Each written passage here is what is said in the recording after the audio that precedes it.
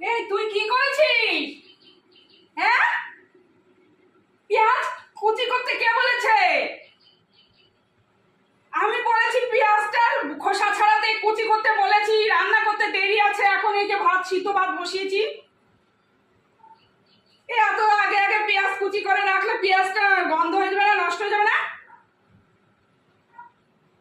এখন সেই রান্না করবো কবে? এখন এই যে ডিম সিদ্ধ আলু সিদ্ধ ভাত বসিয়েছি, এই যে এখন খাওয়া হবে, তারপরে পরে ভাবছি করবো বিরিয়ানিটা।